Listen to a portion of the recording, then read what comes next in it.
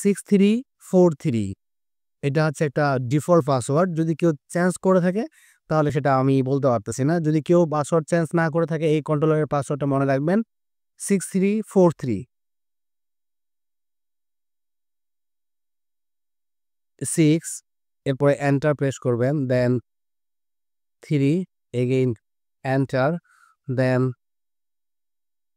4 enter, দেন 1 2 3 enter. ওকে, এটা unlock হয়েছে এখন।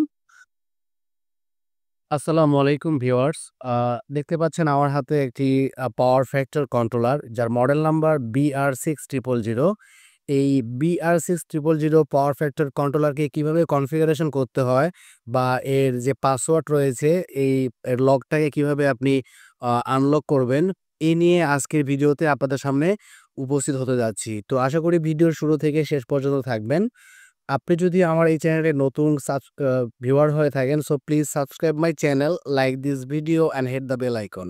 ডিয়ার ভিউয়ার্স, এই যে পাওয়ার ফ্যাক্টর কন্ট্রোলারটা দেখতে পাচ্ছেন, এই পাওয়ার ফ্যাক্টর কন্ট্রোলারের একদম ব্যাক সাইডে এই যে কানেকশন পোর্টগুলো রয়েছে, কানেকশন ডায়াগ্রাম রয়েছে, জাস্ট এইভাবে আপনারা কানেকশন করে নেবেন। কানেকশন শেষে এর কানেকশন একদম ইজি। তো কানেকশন শেষে কিভাবে এটাকে কনফিগার করতে হয়, সেই অনুযায়ী কিভাবে প্যারামিটার সেটআপ করতে হয়, এই নিয়ে আমার আজকের এই ভিডিও। আর আপনাদের যদি কারো এর কানেকশন সম্পর্কে জানার প্রয়োজন হয়, সো কমেন্টস করবেন। আমি চেষ্টা করব আপনাদেরকে এর কানেকশনটা দেখানোর জন্য। তো চলুন তাহলে আজকে শুরু করা যাক আমাদের পাওয়ার ফ্যাক্টর কন্ট্রোলার কনফিগারেশন কিভাবে করতে হয়। তো ভিউয়ার্স, এই মুহূর্তে এই কন্ট্রোলারটি লক করা আছে। সবার প্রথমে আমি আপনাদেরকে দেখাবো যে এটার লকটা কিভাবে আনলক করতে হয়। তো চলুন তাহলে শুরু করা যাক। প্রথমে আপনি এই যে বাটনটা রয়েছে, এই বাটনে প্রেস করবেন। দেখতে পাচ্ছেন এখানে মোট ৪ টা বাটন রয়েছে। এটা হচ্ছে অটো প্রোগ্রাম ম্যানুয়াল সার্ভিস। এই অপশনগুলোতে যাওয়ার জন্য এই বাটনটা। এটা হচ্ছে আপ বাটন, ডাউন বাটন, আর এটা হচ্ছে এন্টার বা ওকে বাটন। তো এই ৪ টা বাটনের মাধ্যমে এই কন্ট্রোলারটাকে কনফিগারেশন করতে হয়। চলুন তাহলে শুরু করি। প্রথমে আমি এখানে প্রেস করব। দেখতে পাচ্ছেন প্রোগ্রামিং।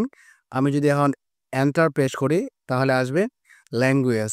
তো এখানে আপনারা আপনাদের পছন্দ মতো ল্যাঙ্গুয়েজ দিয়ে দিবেন। যেহেতু আমরা বাঙালি, আমরা ইংলিশ ল্যাঙ্গুয়েজ দিব, কারণ এখানে বাংলা ভাষার কোনো অপশনটা নেই। সো ইংলিশ দিব। এরপরে যেটা আছে সেটা হচ্ছে সিটি প্রাইমারি কত, সেকেন্ডারি কত, তারপর হচ্ছে যে স্টেজ, ইন্ড স্টে স্টে স্টপ কোন প্রান্তে গিয়ে এর যে সাইকেলটা আছে সেটা কমপ্লিট হবে।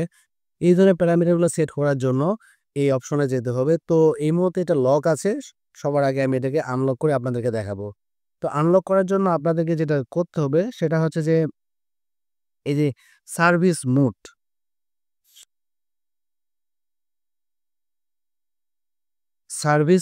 সার্ভিস মোড এর পরে আছে আপনার এক্সপার্ট মোড।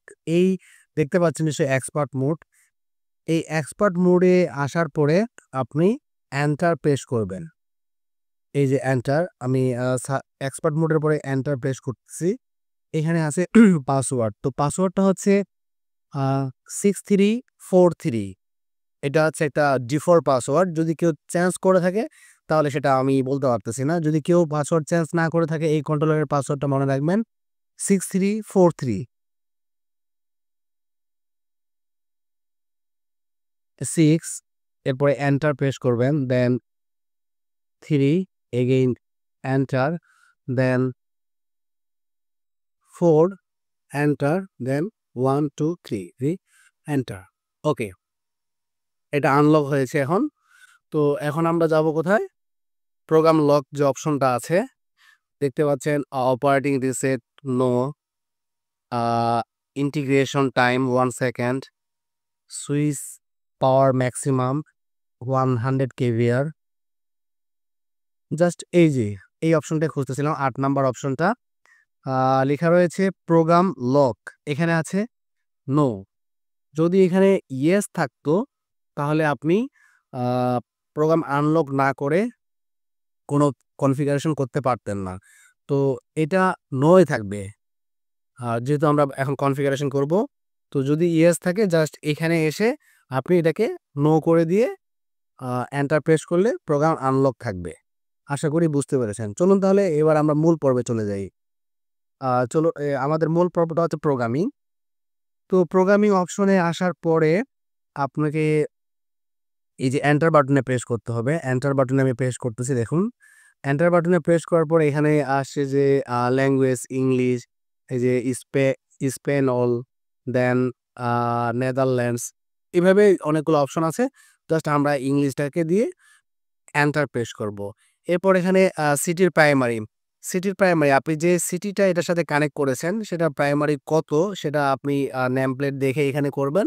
তো আমারটা হচ্ছে ৩,০০০, আমি এখানে ৩,০০০ দিয়েছি। যদি কারো ২,০০০ বা ১০০ যা সামথিং যেটা হবে, জাস্ট আপ অ্যান্ড ডাউন বাটনের সাহায্যে ইনক্রিজ ডিক্রিজ করে এন্টার প্রেস করবেন। তো আমি এখানে ৩,০০০ দিচ্ছি।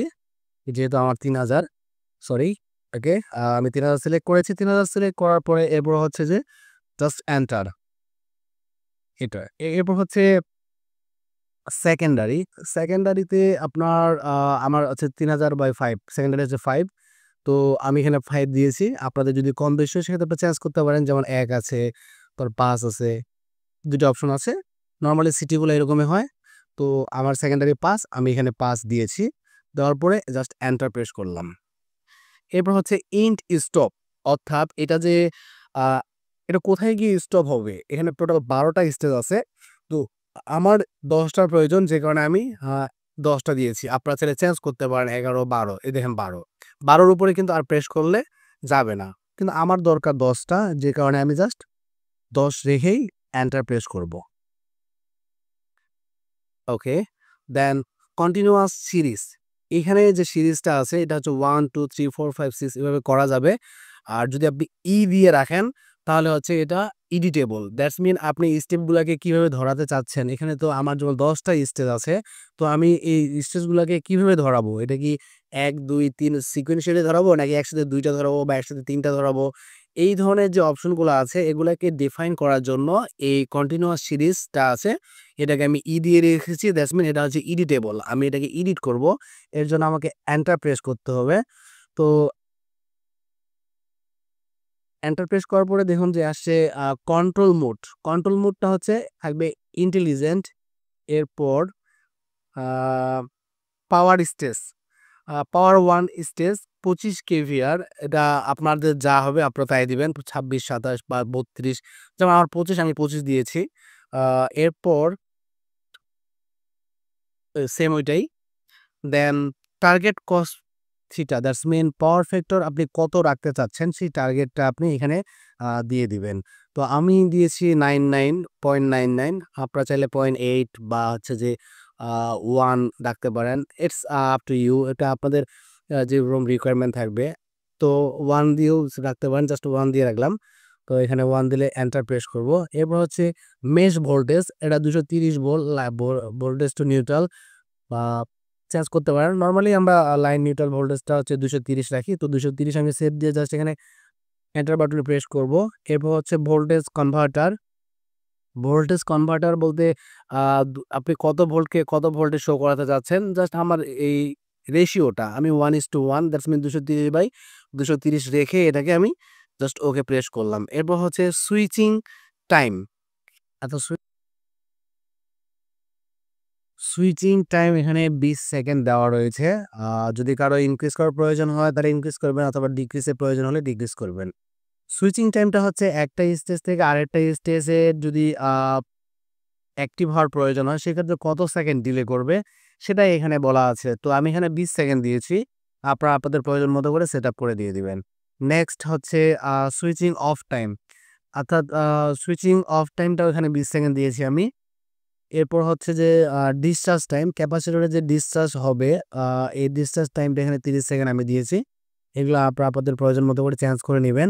অ্যালার্ম হচ্ছে 56 ডিগ্রি সেলসিয়াস। আপনারা যদি আরো কমায় রাখতে চান 50, সেটাও রাখতে পারেন, যে কত টেম্পারেচার হলে এই কন্ট্রোলারটা আপনাকে সিগন্যাল বা অ্যালার্ম দিবে। সে সেই প্যারামিটার হচ্ছে অ্যালার্ম টেম্পারেচার প্যারামিটার। এরপর হচ্ছে হারমোনিক্স থ্রেশহোল্ড ভোল্টেজ 7%। থ্রেশহোল্ড ভোল্টেজটা হচ্ছে সেই ভোল্টেজ, একটা মিনিমাম ভোল্টেজে কোনো একটা ডিভাইসকে অ্যাক্টিভ করতে যে ভোল্টেজের প্রয়োজন হয় সেটা হচ্ছে কিন্তু থ্রেশহোল্ড ভোল্টেজ। তো থ্রেশহোল্ড ভোল্টেজ এখানে 7% দেওয়া আছে। আপনারা ম্যানুয়াল দেখে আপনাদের মতো করে দিবেন। নরমালি 7% এ দেওয়া থাকে। এরপর হচ্ছে বেসিক সেটিং। বেসিক সেটিং এখানে নো দিয়েছি আমি। আরো কিছু সেটিং আছে, যদি প্রয়োজন হয় কারো সেক্ষেত্রে ইয়েস দিবে।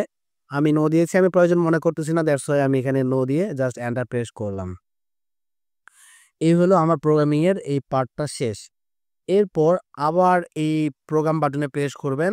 দেখবেন যে কন্ট্রোল সিরিজ এডিটর। ওই যে আমরা একটাতে কন্টিনিউয়াস 1, 2, 3 জায়গায় দিয়েছিলাম। যদি আপনারা একটু রিভিউ করে মনে করতে পারেন তাহলে হয়তো বুঝতে পারবেন। সেটাই হচ্ছে এইটা। আমি দিয়েছিলাম যে কারণে কন্ট্রোল সিরিজ এডিটর অপশনটা আসছে। যদি না দিতাম তাহলে এই অপশনটা আসতো না। তো এইখানটায় হচ্ছে যে এই যে স্টেজগুলা, আমি স্টেজগুলাকে কিভাবে নাম্বারিং করতেছি। এই যে এটা হচ্ছে ২, এটাও ২ নাম্বার, এটাও ২ নাম্বার, এটা হচ্ছে ৮ নাম্বার। এভাবে দিছি আমার প্রয়োজন অনুযায়ী। আমি আমি এটাকে বুঝতে পারতেছি যে এগুলা যদি একসাথে ধরে তাহলে আমার পাওয়ার ফ্যাক্টর যে টার্গেট পাওয়ার ফ্যাক্টর ১ বা 0.99 দেওয়া আছে সেটাকে মিট করবে। সে অনুযায়ী এটা করা আছে। তো আপনারা এটা আপনাদের ইচ্ছামতো করবেন যে আপনাদের ক্যাপাসিটরের ভ্যালুগুলা কত, আপনাদের ডিজাইনটা কিরকম, স্টেজগুলা কত বড় বা ছোট সেই অনুযায়ী আপনারা এটাকে কনফিগার করে দিবেন। এরপর হচ্ছে ম্যানুয়াল মোড। ম্যানুয়াল মোডে যে অপশনগুলা আছে সেটা হচ্ছে যে এই যে স্টপ, তারপর হচ্ছে আ এই যে স্টেজগুলা আছে যে কানেক্টর বা C1 আছে এটা অটো থাকবে নাকি আপনি ম্যানুয়াল ফিক্সড রাখবেন? যদি ফিক্সড ধরে রাখতে চান সেটা এক জিনিস। আর যদি আপনি বলেন যে না অটো থাকবে তাহলে এর যে কন্ট্রোলার যে সিস্টেমটা আছে এই কন্ট্রোলার অনুযায়ী সেটা অটোমেটিক্যালি অন অ্যান্ড অফ হবে। অথবা আপনি চাইলে যদি মনে করেন যে না আমি স্টেজ 1 টাকে পুরোপুরি পার্মানেন্টলি অফ রাখবো সেক্ষেত্রে জাস্ট অফ সিলেক্ট করবেন। তো এটা আমি অটোতে রাখবো। অটোতে রেখেই জাস্ট ওকে দিয়ে দিব।